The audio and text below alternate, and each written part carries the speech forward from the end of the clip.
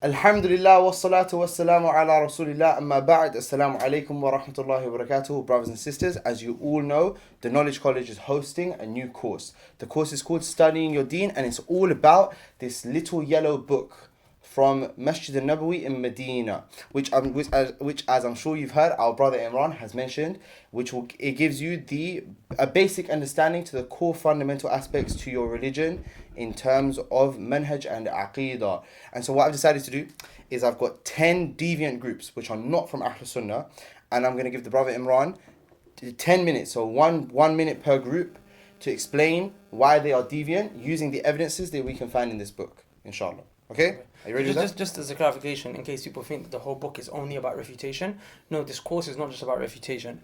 There's lots of things that you can benefit. Mm-hmm. A refutation is a part of the religion, but it's not the entirety of the religion. So the only reason we're doing this is as an example to show how, even though this book is very small, but it goes very deep, and the few things that you learn from here can be stretched to a very, very long way. So inshallah ta'ala, 10 groups that are... So basically what you're saying is that this book is so clear in showing us what is good. Yeah. From that we can see that if something doesn't fall into it, then it must be bad. No, because then that would only be the Quran. Do you see what I'm saying? Okay. But it's from the best. Okay, perfect. It's from That's the best in terms of foundation, of course, that you could benefit from, inshallah Beautiful. ta'ala. You understand? Okay, so what I've got a stopwatch here, and I've also got a stopwatch, and I'm going to start it, and it's going to be 1 minute per group. Are you ready? Okay, cool. Okay, Bismillah.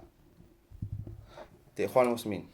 Okay, so the Ikhwan Muslimin are a group that believe that the whole objective of why we were created and the whole objective of worship is to get into power and leadership and government, right? They have two branches. They have the branch that's a bit more aggressive and military, which is the Qutbi branch, and from the Al-Qaeda, Boko Haram, ISIS come. And they have the bit more PC kind of branch, which is the Bannai branch, by means of which they try to get involved in politics and democracy. They branch of the same group, Okay. but they have the same goal, which is we have to get into leadership and authority somehow. Okay. And the reason for this is because they misunderstand what La ilaha illallah means. For them, La ilaha illallah means that there is no legislator except Allah. Okay. And that's true, that's a part of La ilaha illallah, but it's not the entirety of La ilaha illallah. So they believe, because we believe La ilaha illallah is that there is no one worthy to be worshipped in truth except for Allah, which means that the whole reason why we were created was to worship Him subhanahu wa ta'ala alone, Sahih. through all the various forms of worship that He taught us. For them, the primary thing that you worship Allah through is legislation and government. So because that became the foundation of the entirety of their religion, it became the thing that they became obsessed with. And for that, by any means necessary, we have to get into power, even if it means doing things that are wrong. Okay. Okay, so for example, voting, which is wrong, but it's the ends justify the means. For them, the ends is leadership. Beautiful. So just to mention, the Shaykh he clarifies what La ilaha illallah means in the book. The three. What does it mean? La ma'buda bihaqqin illallah, which Okay, we'll learn in more beautiful. detail, inshallah ta'ala. Okay. The correct understanding, yeah. What about takfiris? Okay, takfiris. So takfiris comes in many shapes and forms, and like we said, a branch of Ikhwan al-Muslimin is takfiri. Takfiri is basically people who do takfir on Muslims. They excommunicate Muslims and say you're a kafir for unjust reasons. Okay. So one of the common arguments that the takfiris have is that anyone who judges and governs by other than the law of Allah is a kafir. So you see this ruler over there, because he's ruling by democracy, he's a kafir. Oh, okay. Now you're happy with the ruler? Okay, you're happy with kufr, and we know you're not allowed to be happy with kufr, so you're a kafir too. Oh. And then You're a kafir too. He's a kafir, and then what do they do based on that? That they kill Muslims. They say their blood is Yeah. halal, and they take their wealth and so on and so forth. So again, in the 10 nullifiers of Islam, when the Shaykh talks about ruling by other than Allah's law, he says الرابع, in the fourth principle, he says من اعتقد أن غير هدي النبي صلى الله عليه وسلم أكمل من هدي أو أن حكم غيره أحسن من حكمه كالذين يفضلون حكم الطواغيت على حكمه فهو كافر. Basically, the Shaykh mentions that the one who becomes a kafir if he prefers or wants other than the law of Allah is the one who من اعتقد, he believes in his heart, that this rule, this democracy is better than Allah's law. Yeah. So it's an action of the heart. So then what we say is that yes, it's true, a person can become a kafir by governing by other than Allah's law, but it's not the mere governing that makes him a kafir, it's what he believes in his heart. So how can you say he's a kafir when you haven't looked in his heart? He might be doing it for dunya reasons, because he knows I'm going to rule by democracy, and then other kafir countries are going to look out for me. So he's a sinner, he's a fajr, he's a fasiq, he's a rebellious person. He doesn't have to account to Allah. But to say he's a kafir, that's a step higher now. Beautiful. And the Shaykh refutes that because he mentions man i'taqada. He said i'tiqad. This is his aqidah, his belief. Belief is where? Belief is in the qalb. Belief is not on the limbs. We believe iman is on the limbs. Sorry. But belief is where? It's in the heart. Okay? So unless you know what's in his heart, and if you ripped open his chest, you cannot do takfir of him, and that's one way you can... What about the murja'? Okay, so the Murji'a are the complete opposite of the Takfiris. They believe that Iman, basically everyone's a Muslim, right? Then you know the people who are like, why did you say Stephen Hawking is a kafir? Yeah. They're Murji'a. Okay. The ones who say Nelson Mandela, how do you know he didn't die as a Muslim? They're the Murji'a. Okay. So again, for them, they believe, and there's different levels of them, but the most extreme level of them is that they believe it's enough for you to be a believer, the fact that you know Allah, He created you. The fact that you know Allah is your creator. I mean, let's not go too deep into it, inshallah, because I have to define what uluhiyyah is and whatever. Okay, but for them, they misunderstand La ilaha illallah. I'm not going to tell you what that is, but based on the misunderstanding of La ilaha illallah, again, which you'll benefit here, they believe La ilaha illallah is just to know that there's a creator, only one creator. So, and as long as you know this in your heart, you're a believer. Perfect. And again, the 10 nullifiers of Islam, which is the first book, the whole book is a refutation. Each nullifier is a proof that you could be a kafir. On things that are beyond your mere belief, things that you might say you become a kafir for, things that you do with your limbs. For them, they don't care what you say, what you do, things as long as it's in your heart. You hate, of course, as long as in your heart you're a Muslim. So that whole book refutes them. Hizb Tahrir. Okay, Hizb Tahrir is a sect that believes that the key foundation of the entirety of the religion is to establish Khilafah, Islamic government. Yeah. So you're saying they believe that Allah created that Allah created and brought the Prophet and revealed the Quran to him just so that he could establish Khilafah. They believe that's the key. Let's quote what they say. They say Fara'id. They say Khilafah is the mother of all obligations, which we believe at Tawheed, that worshipping Allah alone is the mother of all obligations. But they say no, Khilafah is the mother of all obligations, right? So we can refute them in many ways through this book. One of those ways is the fact that Allah subhanahu wa ta'ala said, as we learn in Al-Qawaid al-Arba', وَمَا خَلَقْتُ الْجِنَّ وَالْإِنسَ إِلَّا لِيَعْبُدُونَ, that Allah didn't create man or jinn except but to worship Him. And the Shaykh mentions, what does worship mean? Yuwahidun, to single Him in worship. And he got this from Abdullah ibn Abbas, who was a companion. So he didn't say Allah didn't create man and jinn except but to establish Khilafah. He says Allah didn't create man and jinn except but to worship Him. Another refutation is the hadith of Jibreel, which is the second hadith in the 40 hadith of Imam Nawawi, where Jibreel comes in the form of a human to ask the Prophet some various questions. He asks him about Islam, Iman, and so on and so forth. At the end of the hadith, the Prophet ﷺ, he says, إِنَّهُ جِبْرِيلُ أَتَاكُمْ يُعَلِّمُكُمْ دِينَكُم. He said, verily that was Jibreel. He's telling Umar radiallahu anh, verily that was Jibreel. He came to teach you your religion. So well, this is powerful now, because the Prophet told us that the questions Jibreel was asking, he was asking them so the companions could learn what their religion was. Okay. So the key foundations of the religion were mentioned in this hadith. Okay. So let's see what was mentioned. Shahada, the prayer, zakat, fasting, hajj, good, 5 pillars of Islam. The 6 pillars of Iman, belief in Allah, belief in the angels, belief in the books, belief in the messengers, belief in the day of judgment, qadr, ihsan, signs of the day of judgment were mentioned. No khilafah mentioned. So how can khilafah be the mother of all obligations, yet the hadith in which the mother of all obligations is religion, but the hadith in which the Prophet said, this is the hadith Jibreel, he can teach you a religion, is not mentioned. And there's other hadith, for example, the hadith Ma'ad ibn Jabal radiallahu anhu, which it can, you can take benefit from there as well. Okay, what about the Shia? The Shia, again, from which angle would you like to refute them? With regards to the Sahaba, keep it short and simple. They believe, they worship other than Allah, so they're mushrikeen. But with regards to Adalat Sahaba, the integrity of the Sahaba, they believe that Abu Bakr, Umar and Uthman are kuffar. Okay? They believe that they're kuffar. And they refute them. And again, a clear-cut refutation is the hadith of Al-Irbad ibn Sariya radiyallahu anhu, in which the Prophet sallallahu alayhi wa sallam said, مَنْ يَعِشْ مِنْكُمْ فَسَيَرَى اخْتِلَافًا كَثِيرًا. Those of you from amongst you who live, you will see a lot of dispute.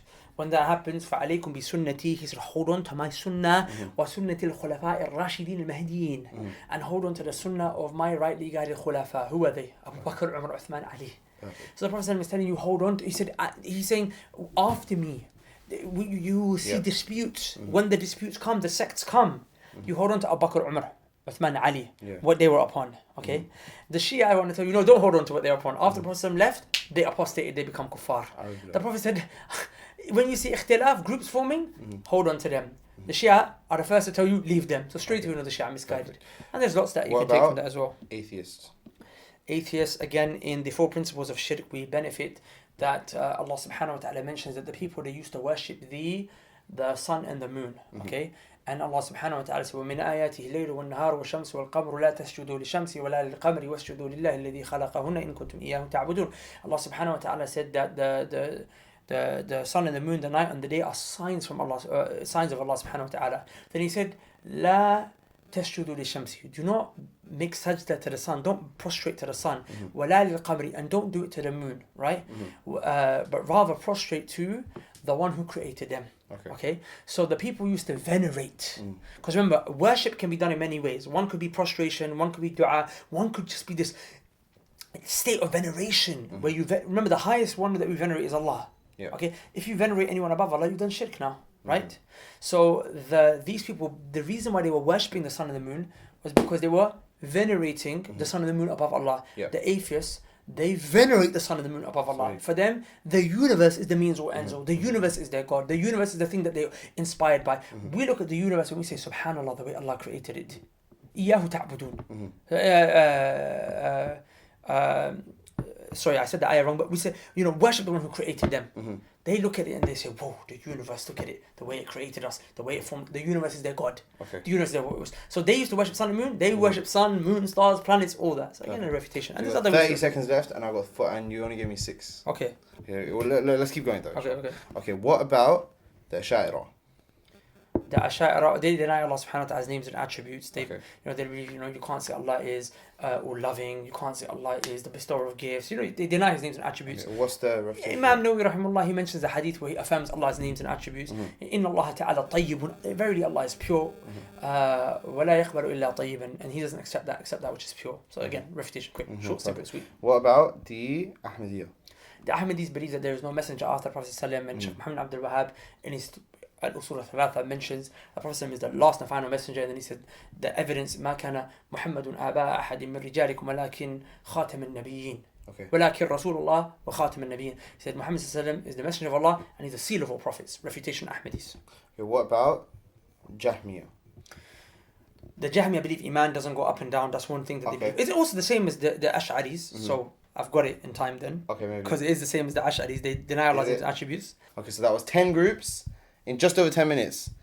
And we didn't cover feminism, we could have done feminism. Yeah, there's so many others. We didn't do Barelvis, we could have done Barelvis. Fine, inshallah. But everything that was mentioned is covered in this book. And inshallah, if the brothers and sisters come, they can benefit from the course. And there's so many other groups that fall under deviances from Ahl Sunnah, and so they will be mentioned during the course, inshallah. But all of the... But like I said, the objective of the course will not be just to teach them refutations. Of course. Refutations is like a sub-branch of the kind of things that they'll learn here.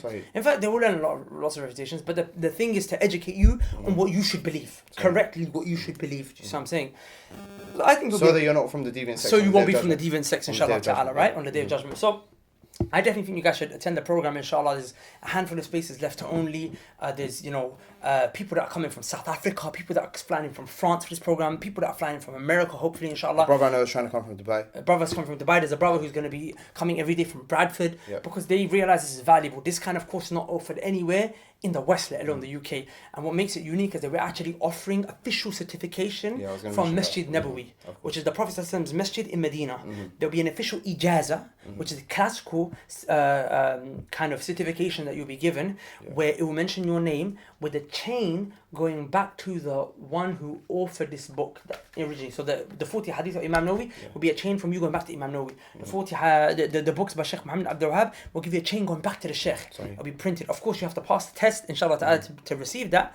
But that is one of the things that we're offering.